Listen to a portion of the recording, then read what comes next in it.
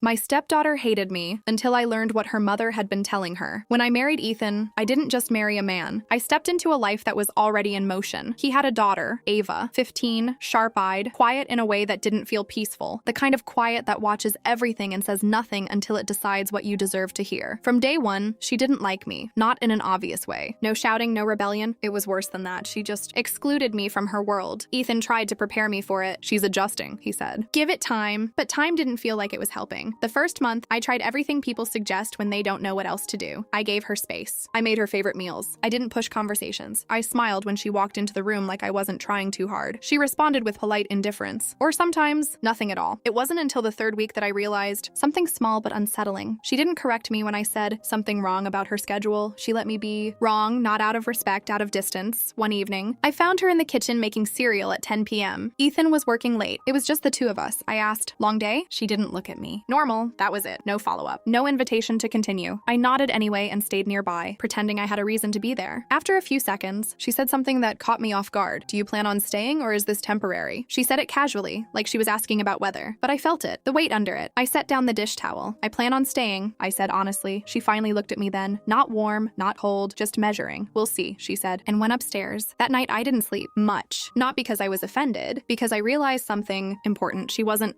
acting like someone protecting her space. She was acting like someone who expected it to be taken away. The next morning, I asked Ethan carefully, "Did something happen before I came into the picture?" He hesitated longer than I expected. Then he said, "Her mom and I didn't end things peacefully." That was all he offered, but it wasn't all there was. Over the next few weeks, I noticed patterns. Ava never spoke badly about her mother, but she repeated certain phrases when things came up. She said adults don't always mean what they say. She said people change once they get comfortable. She said not to get too used to anything. Small sentences, but they stacked, like instructions, not memories. I didn't react right away. I just observed, because reacting too fast would turn me into something in her story before she was ready to understand me. One afternoon, I overheard her on the phone. Her voice was low, controlled. I don't know. "She's fine, I guess. She's trying too hard sometimes." Pause. Then she added, "Yeah, I remember what you said. I didn't hear the rest, but I didn't need to." That night, I stood in the kitchen long after. Everyone had gone to bed, trying to understand something simple. I wasn't being rejected randomly. I was being filtered through something I couldn't see clearly yet. And whatever that filter was, it wasn't just coming from Ava. It was being taught quietly, consistently, and that changed everything because it meant this wasn't just about earning trust. It was about undoing a story she already believed, and I didn't know yet how to do that without breaking something else first. Something she's been taught is shaping how she sees me, and it's deeper than I expected. After that night, I started paying attention in a different way. Not the trying to be liked kind of attention I had been giving before, but something quieter, more careful. Like I was finally listening for what wasn't being said out loud. Ava didn't change, but I started noticing how consistent her distance was. It wasn't random mood shifts. It was structured, predictable, like she had a rule book in her head for how close she was allowed to get to me. One evening, I made pasta for dinner. Nothing special. Ethan was running late, so it was just me and Ava at the table. She picked at her food and kept her eyes down. Then, out of nowhere, she said, "Mom says people show their real personality after a while." I kept my tone neutral. "What do you think about that?" She shrugged. "I think it's true. There was no emotion in it. Just acceptance." I nodded slowly. "Have you seen that happen?" A pause. Then she said, "Yeah, that was all she offered." But it didn't feel like she was talking about experience. It felt like she was repeating a conclusion she had already agreed to long before I arrived. A few days later, something more direct happened. I was folding laundry in the living room when Ava came down the stairs holding her phone. She stopped halfway and looked at me. "Do you get offended easily?" she asked. It was so sudden I almost smiled. "No," I said. "Not really. Why?" She hesitated like she was deciding whether to continue. "Mom said some people act nice but get offended later and use it against you." I set the towel down. "That sounds like something she believes," I said carefully. Ava tilted her head. "Don't you think it's true?" I chose my words slowly. "I think sometimes people get hurt and don't know how to say it calmly," I replied. "But that's different from using things against you." She didn't respond right away. Then she said, "She says adults always have a reason for everything they do, even the nice stuff." That line stayed with me longer than I expected because it explained a lot. Not just how Ava saw me, but how she stayed emotionally guarded in general. Like kindness itself had an agenda. That night, I told Ethan what she had said. He went quiet in a way that felt heavier than usual. "She still talks to her mom about all of this," he said. "It's affecting how she sees everything." I replied. He rubbed his forehead. "I thought we were past this." We weren't. Not even close. The next shift came at school pickup. Ava got into the car, shut the door, and immediately said, "Mom thinks you're trying to replace her." It wasn't an accusation, it was a statement of fact, like she was delivering weather news. Ethan's grip on the steering wheel tightened slightly. I stayed calm. "I'm not trying to replace anyone," I said. Ava looked out the window. She said that's what people always say when they are. Silence filled the car, not angry silence, heavy silence. Ethan finally said, "Ava, listen to me," but she cut in gently, not rudely. I'm just telling you what she said. That was the problem. She wasn't arguing, she was reporting, and that made it harder to reach her. That night, I couldn't stop thinking about the pattern. It wasn't hate, it wasn't rebellion, it was belief. Formation. Slow, repeated, reinforced. Evia wasn't rejecting me because of who I was. She was interpreting me through something she had already been told, and I had no direct way to challenge it without becoming the proof she was warned about. The next morning, I caught a moment that confirmed everything. Ava was on speakerphone in her room. The door wasn't fully closed. I wasn't trying to listen, but I heard my name. She's okay, Ava said. But I still don't know if she's going to stay the same once she gets comfortable. A pause. Then she added, yeah, I remember what you said about that. I stood still in the hallway because now it wasn't just influence, it was instruction, being reinforced in real time, and I realized something uncomfortable. This wasn't going to be solved by being kinder or more patient or more present because I wasn't dealing with resistance, I was dealing with a narrative that had already been built before I arrived, and the only way through it was going to require changing what she believed was true, without making her feel like she was wrong for believing it, which I was starting to understand might be the hardest kind of relationship to fix. The belief system is clear now, but changing it without triggering more distance is the real challenge. After I understood what was really happening, I stopped trying to win Ava over. Not completely, but enough to change my approach. I didn't push conversations anymore. I didn't over-explain myself every time something felt misunderstood. I started focusing on consistency instead of correction, because correcting every assumption she had about me would have turned me into someone constantly defending my own existence, and I could already see how exhausting that would become for both of us. Still, it wasn't easy. There were moments that quietly tested me, like small cuts that didn't bleed immediately, but still hurt later when you noticed them. One evening, I was setting the table when Ava came down and stopped at the doorway. She watched me for a second and said, "Mom thinks people act differently when they're trying to be accepted." I placed the plates down slowly. "And what do you think?" I asked. She shrugged. "I think it makes sense. No emotion, no challenge, just agreement with something she had been hearing repeatedly." Ethan walked in right then and caught the last part of the conversation. He looked between us, sensing tension that wasn't loud but still present. "Ava," he said gently, "can we talk about something?" She nodded, cautious but not resistant. He sat down at the table. "Do you think we're trying to replace your mom?" Ava didn't answer immediately. That pause mattered because it wasn't confusion. It was internal comparison. Finally, she said, "She says people don't usually realize they're doing it." Ethan exhaled slowly. "That's not what I asked," he said, still calm. Ava looked at him now. "I don't know what you want me to say." That was the first time I saw frustration underneath her calm surface. Not anger. Confusion, like she was being pulled between two versions of reality she didn't know how to merge. I stepped in carefully. "No one here is asking you to choose sides," I said. She looked at me briefly. "It doesn't feel like that sometimes." That line landed harder than anything else she had said so far, because it showed me something important. This wasn't just about what she was being told. It was about how those messages made her feel internally responsible for emotional balance. Like her reactions could tip something fragile. Ethan softened his voice. "Ava, you don't have to manage how adults feel." She looked down at her hands. "It feels like I do." Silence followed. Not the kind that ends conversations, the kind that reveals what still needs time. Later that night, I told Ethan, "She's not just hearing things, she's carrying them." He nodded slowly. "I know." But I could tell he was realizing the depth of it too. The next turning point came unexpectedly a few days later. Ava had left her phone in the kitchen and it buzzed while she was upstairs. I didn't intend to look at it, but the screen lit up with a message preview from her mom. It said, "Just remember, people change once they feel like they've secured their place. Don't forget what we talked about." I didn't open it. I didn't need to. I just set the phone back down. And for the first time, I understood the structure of what we were dealing with. It wasn't direct hostility. It was reinforcement, repetition, a belief system being updated in real time. That evening, I watched Ava more closely than usual, not in a suspicious way, in an understanding way. She was eating dinner quietly, occasionally responding to Ethan, occasionally glancing at me without any visible emotion. But now I could see it differently. She wasn't cold. She was processing, filtering, trying to match experience with instruction. At one point, she said casually, "Mom says people show their real intentions when they get comfortable." Ethan looked at her. I stayed calm. "That sounds like something she believes strongly," I said. Ava nodded. "Yeah." Then added almost automatically, "I think it's true too." Not because she had tested it, but because it was familiar, and familiarity feels like safety when you're unsure. After dinner, she went upstairs. Ethan stayed behind, leaning on the counter. "This is deeper than I thought," he said quietly. I nodded. "It's not just about us," I said. "It's about how she interprets relationships now." He looked frustrated, but not angry at anyone in the room, more like the situation itself. "So what do we do?" he asked. I thought for a moment, and realized something uncomfortable again. "We can't argue her out of something she didn't choose to believe in the first place," I said. He frowned slightly. "Then what?" "Consistency," I said. "And patience she can actually see over time." He didn't respond immediately, but he didn't disagree either. That night, I stood outside Ava's door for a moment. I could hear her moving around inside, normal sounds, normal life. But I also knew now that inside her head, there were multiple narratives running at the same time, and she was still trying to figure out which one matched reality. Not because she didn't trust us, but because she had been trained to question what trust looks like, and that was going to take time to undo. More time than any of us had expected. But for the first time, time, I wasn't just reacting to her distance. I understood where it came from, and that changed everything about how I would move forward. Now the influence is fully visible, but the real test is whether consistency can undo something that's been reinforced for years. After that realization, I stopped trying to fix things in the moment. That was the hardest habit to break. Because when someone misunderstands you, your instinct is to explain, to correct, to defend yourself until they see what you see. But with Ava, that approach always made things worse. It gave weight to every suspicion she already had. So I changed my role in the house without announcing it. I became steady, predictable, unreactive in a way that didn't feel cold, just controlled, and slowly something shifted. Not dramatically, but enough that I noticed the difference in small places. One evening, Ava came home earlier than usual and found me cooking. She stood by the counter for a moment, watching. Then she said, "You cook a lot." It wasn't a complaint, just an observation. "I like cooking," I said. She nodded. "Mom says people do things like that to make a home feel more permanent." I paused for half a second, then continued stirring the pan. "And what do you think?" I asked. She shrugged. "I don't know, maybe." No resistance. No emotional edge. Just uncertainty mixed with inherited interpretation. Ethan walked in mid-conversation and picked up on the tone immediately. He leaned against the counter. "Ava, can I ask you something?" She looked at him. Yeah, he chose his words carefully. "Do you ever feel like you're being asked to decide who belongs here?" That question made her stop. Not because it was emotional, because it was direct. She looked between both of us, then said quietly, "Sometimes it feels like I'm supposed to understand things I'm not supposed to question." That sentence stayed in the room long after she said it, because it wasn't about us anymore. It was about pressure she had learned to carry silently. I spoke gently. "You don't have to figure everything out right now." She nodded slightly. "I know," but she didn't sound convinced. Later that night, Ethan and I talked after she went upstairs. He looked tired in a different way than before. "She's trying to stay neutral all the time," he said. I nodded. "Yeah, that's what it looks like." He frowned slightly. "That's not healthy." "It's understandable," I replied. That made him quiet for a moment, because understanding something doesn't make it less painful. It just makes it clearer. The next shift came unexpectedly during a drive to school. Ava was in the back seat scrolling through her phone when she suddenly said, "Mom says people change their behavior depending on what they want from you." Ethan didn't respond immediately. I kept my voice steady. "That's a strong belief." Ava nodded. "Yeah." Then added, "I think it makes sense though." Ethan glanced at her through the mirror. "Ava," he said calmly, "do you think we're trying to get something from you?" She hesitated. That pause again. Not confusion, processing. "I don't know," she said honestly, and then softer. "I think I'm supposed to be careful." The car went quiet. Not tense exactly, just heavy, because now it was clear. She wasn't reacting to us. She was reacting to a framework she was trying to apply to us in real time. And no matter how we behaved, she was still filtering it through that lens. At school drop-off, she got out quickly and said bye. No extra emotion. No lingering look. Just routine. But Ethan didn't move right away. He watched her walk inside, then said quietly, "She's always thinking 2 steps ahead of emotional risk." I nodded. "Yeah," I said. "She's been trained to." That evening, I did something I hadn't done before. I called Rachel. She picked up after a few rings. "Everything okay?" she asked. I hesitated, not because I was unsure, because I was choosing how to say it. "I think we need to talk about what Ava is hearing consistently," I said. There was a pause on her end. Then she said, "I was wondering when you were going to bring that up." That surprised me. Not the issue, her awareness of it. She continued, "She repeats things back to me sometimes too. I can tell they're not coming from experience." That confirmed what I already knew. This wasn't just happening in our house. It was being reinforced elsewhere. "I don't want to turn this into a conflict between adults," I said. "Neither do I," Rachel replied quickly. Another pause. Then she said something more honest. "But I also don't want her growing up thinking she has to emotionally audit every relationship she's in." That phrasing stuck with me. Emotionally audit. Exactly what Ava was doing. We ended the call with no solution yet. Just awareness. And sometimes awareness is the first real step forward. That night, I passed Ava's room and heard her talking quietly on the phone again. I didn't stop, but I heard my name once, followed by silence. And I realized something important. This wasn't going to change quickly. Not with one conversation. Not with one explanation. Not even with consistency alone. Because she wasn't just learning about us, she was unlearning a system she had relied on for emotional safety. And systems like that don't disappear just because reality starts to shift. They fade slowly, one experience at a time. And the only thing we could do now was stay consistent long enough for reality to become louder than the story she had been told. The influence is no longer just theory. It's active in how she processes every interaction, and even outside the home. After that call with Rachel, something changed in how I thought about this situation. Not the problem itself, but the scale of it. It wasn't just Ava adjusting to a new household. It was Ava living between 2 interpretations of the same world, trying to keep both from collapsing. And that kind of mental load doesn't show on the surface. It shows in hesitation, in pauses before answering simple questions, in how carefully she chooses her words, even when nothing is wrong. I started noticing it everywhere. Like when she asked if it was okay to invite a friend over, or when she double-checked small decisions that didn't need approval. She wasn't asking for permission. She was testing safety. One evening, she came into the kitchen while I was making dinner and said, "I might stay after school tomorrow for a study group." "Sounds good," I said. She didn't move right away. Then added, "Mom said I should just make sure I'm not committing to too many things without checking schedules first." I nodded. That's fair advice in general. Ava looked slightly relieved by that answer. But I noticed something else. She wasn't looking for agreement. She was looking for alignment, like she needed the adults in her life to be consistent consistent versions of each other, or at least predictable enough that she didn't have to constantly translate between them. That night, Ethan and I talked again after she went upstairs. He leaned back on the couch, staring at the ceiling for a moment. "She's living like she has to manage 2 households emotionally," he said. I nodded. "Yeah, that's what it feels like." He sighed. "That's not something a teenager should be doing." "No," I agreed, "but she's adapted to it." There was a pause. Then he asked, "Do you think we're making it better?" It was an honest question. Not defensive, just tired. "I think we're making it safer," I said, "but not faster." He gave a small nod. That seemed to settle something in him. The next shift happened at school pickup again. Ava got into the car looking slightly tense. Not upset, just contained. After a few minutes of silence, she said, "Mom thinks I'm spending too much time trying to make everyone comfortable." Ethan glanced at her through the mirror. "And what do you think?" Ava hesitated, then said, "I think I don't want anyone to feel weird because of me." That was the core of it again. Not rebellion, responsibility. I spoke gently. "You're not responsible for how adults feel." She nodded slightly but didn't respond verbally, because she had heard that before, but it hadn't fully replaced what she had been taught earlier. And replacement takes repetition, not just reassurance. Later that night, something small happened that stayed with me. Ava was sitting at the dining table doing homework. I placed a glass of water next to her without saying anything. She looked up and said thanks, then paused, and added almost quietly, "You don't do things expecting something back, do you?" It wasn't accusation. It was curiosity shaped by uncertainty. I sat down across from her. "No," I said honestly. "I don't." She studied me for a moment, like she was trying to match that answer against everything else she had learned about people. Then she nodded. "Okay," she said, but I could tell that okay didn't mean belief yet. It meant filing it away for later comparison. And that was progress, even if it didn't feel like it. That weekend, Rachel stopped by briefly. Ava wasn't home at the time. It was just the 3 of us adults for a moment in the kitchen. Rachel leaned against the counter and said, "She asked me the other day if people ever really mean what they say when they're trying to be kind." Ethan exhaled slightly. "That's not a small question." "No," Rachel agreed. She looked at me then. "And I think she's trying to reconcile 2 versions of reality." I nodded. "Yeah, I think she is." There was a pause. Then Rachel added, "I've been careful about what I say to her, but I think she's already carrying a framework that fills in the gaps." That was exactly it. The gaps were where the problem lived, not in what was said directly, but in what her mind automatically completed. Ava came home while Rachel was still there. She paused when she saw her mother, then looked at me. Then Ethan. Quick scan, mental mapping. Then she relaxed slightly and said, "I didn't know you were here." Rachel smiled. "Just for a bit." Ava nodded and went upstairs. No tension, but still awareness. Always awareness. That night,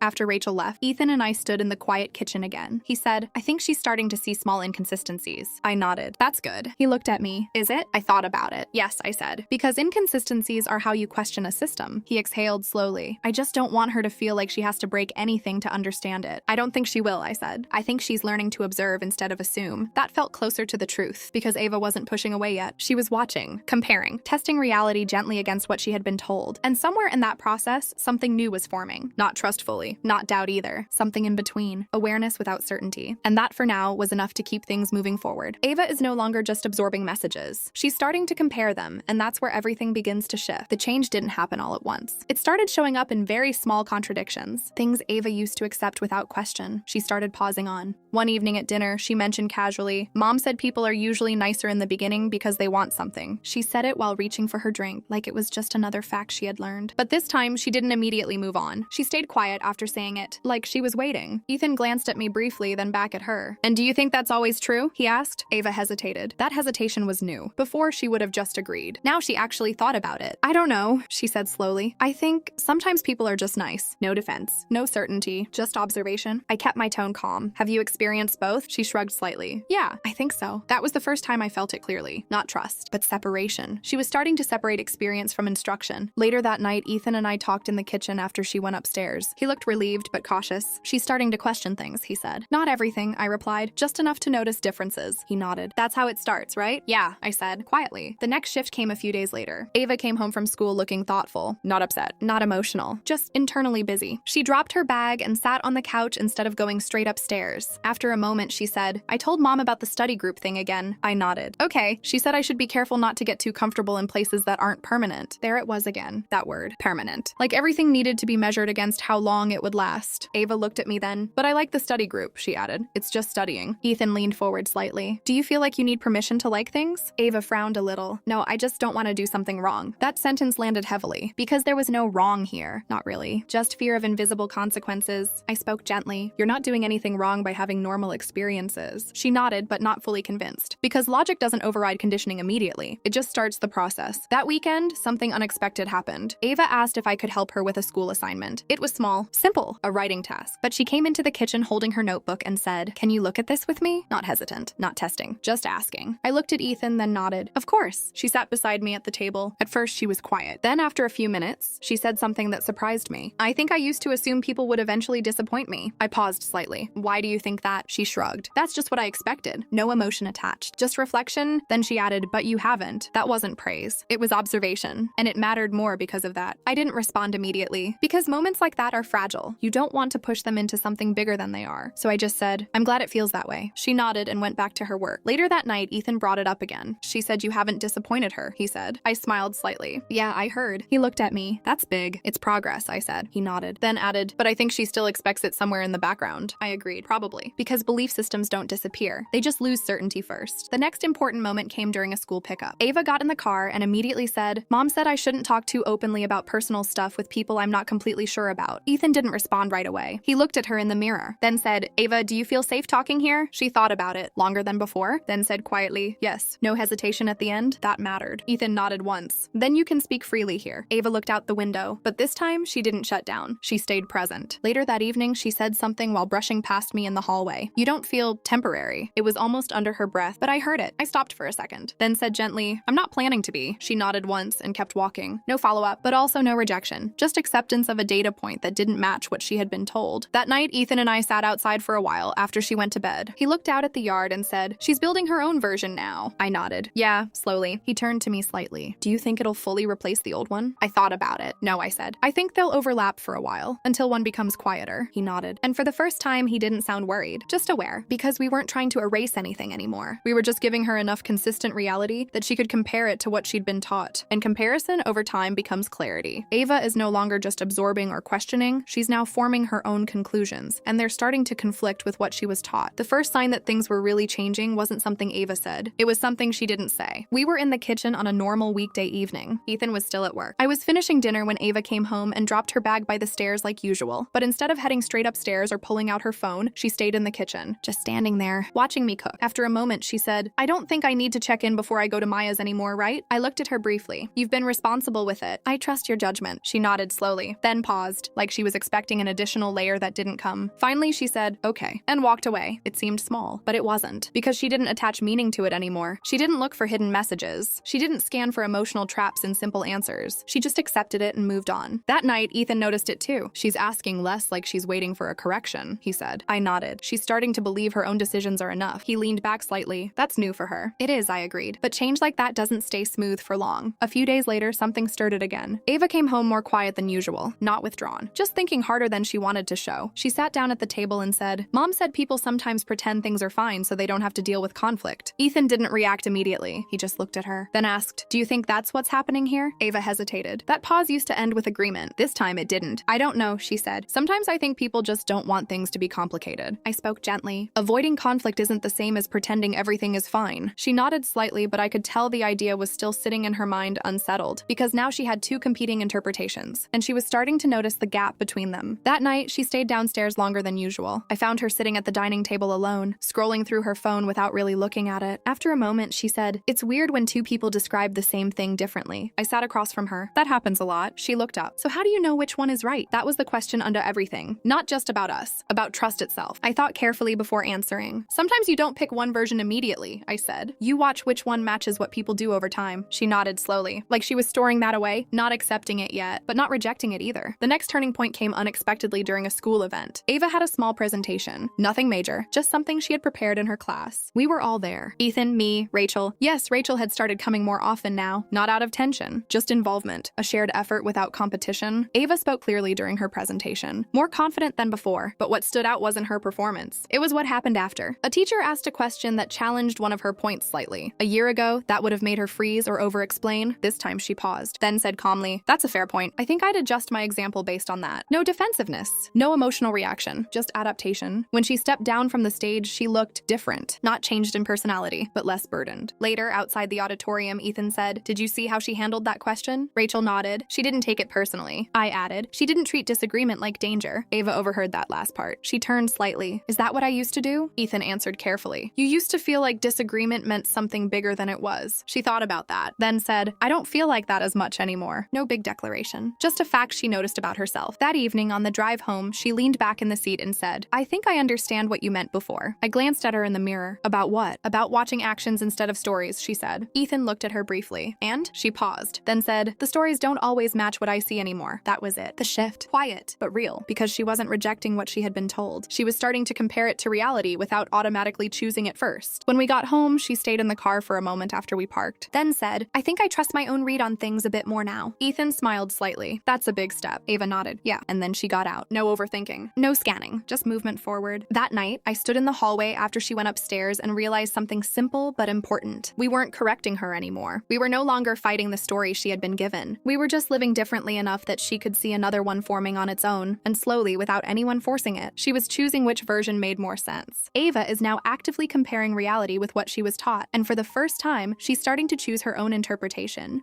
The last shift didn't arrive like the others. There was no clear moment, no single conversation that changed everything. It was quieter than that. More like something inside Ava stopped needing constant verification. It showed up first in small decisions, like the way she stopped prefacing things with uncertainty, or how she no longer looked at me after speaking, waiting to see if her words had landed correctly. She just spoke and moved on. One evening, she came into the kitchen while I was preparing dinner and said, I'm thinking of joining the school journalism club too. Ethan looked up from his phone. That's a lot with debate already. Ava shrugged. I think I can handle it. There was no hesitation, no hidden question behind it, just a decision. I looked at her. If you think it fits your schedule, go for it. She nodded once. Okay. Then she paused, like she was noticing something internal for the first time, and added, I don't think I need to overthink everything anymore. That sentence wasn't emotional. It was observational, like she was describing weather changing. Ethan smiled slightly. That sounds like progress. Ava gave a small, almost tired smile back. It feels lighter. That word mattered. Lighter. Not fixed, not perfect, just less heavy than before. A few days later, Rachel stopped by while Ava was upstairs. She didn't come in with tension anymore, just familiarity. She leaned against the counter and said, she called me the other day and told me she didn't feel like she had to translate herself as much anymore. Ethan glanced up. Translate herself? Rachel nodded. That's how she described it. I understood immediately. The constant mental conversion between two emotional frameworks was finally loosening. Rachel continued. She still remembers everything she was told, but she doesn't automatically accept it the same way. Ethan exhaled slowly. That's all I hoped for, honestly. I didn't say anything right away because I could feel it too. The difference wasn't in what Ava believed completely. It was in what she no longer treated as absolute truth. That evening, the three of us were in the living room when Ava came downstairs with her jacket on. Going to Maya's, she said casually. Ethan nodded. Be back by 9? Yeah, she said. Then she looked at me, not checking, just informing. I'll be back by 9, she repeated, almost like she was confirming her own independence more than asking for permission. I nodded. Have fun, and she left. No hesitation, no emotional pause, just life moving forward. After she left, Ethan sat down beside me. She doesn't ask the same way anymore, he said quietly. I noticed, I replied. Rachel, still there, added, she doesn't feel like she's carrying us in her decisions now. That was it. That was the real change. Ava was no longer emotionally auditing every interaction. She wasn't calculating reactions before living her life. She was simply living. Later that night, she came back slightly later than planned. She walked into the kitchen, grabbed a glass of water, and said, I lost track of time. Ethan nodded. That's fine. She paused, then smiled faintly. I know it is. And that was it. No explanation, no fear, no apology that carried emotional weight behind it. Just a fact. After she went upstairs, I stayed in the kitchen longer than usual. Ethan leaned against the counter and said, do you think she still carries any of it? I thought about it honestly. Yes, I said. But it's not in control anymore. He nodded. That's enough, he said. And for the first time, I agreed without hesitation, because this was never about erasing the past. It was about building something steady enough that the past didn't define every present moment. A few weeks later, Ava's teacher sent a message saying she had been recommended for a leadership role in one of her clubs. We told her at dinner. She reacted the way she often did now. A small pause, then a simple, okay, I can do that. No self-doubt spiral. No overanalysis. Just acceptance of responsibility. Then she added almost casually, I used to think I wasn't the kind of person who could lead anything. Ethan smiled. And now? She shrugged lightly. Now I think I just didn't try without assuming I'd fail first. I looked at her. You don't do that anymore, I said. She shook her head slightly. Not as much. Then she corrected herself. Actually, not really. That was the moment it felt complete. Not because everything was perfect, but because she had stopped filtering her life through fear-based assumptions. After dinner, she stood up, grabbed her things, and paused at the doorway. I'm going to finish homework, she said. Ethan nodded. Okay. She looked at me for a second, then said good night, and I realized something simple. She wasn't checking for emotional safety anymore. She was just acknowledging presence. I replied, good night, and she went upstairs. That night, Ethan and I sat in the quiet living room long after everything settled. He finally said, we made it through that phase. I nodded. Yeah. He looked at me. It doesn't feel like a victory. No, I said. It feels like normal. And that was the point, because nothing dramatic had solved anything. No confrontation, no confession, no single breakthrough moment, just time, consistency, and a teenager slowly learning that she didn't have to carry other people's fears inside her decision decisions. Before going to bed, I passed her room. The door was slightly open. I could hear her studying inside, focused, calm, present. And for the first time since this all began, I didn't think about what she believed about me anymore, because it no longer mattered in the same way. What mattered was simpler. She was okay. We were okay, and that was enough.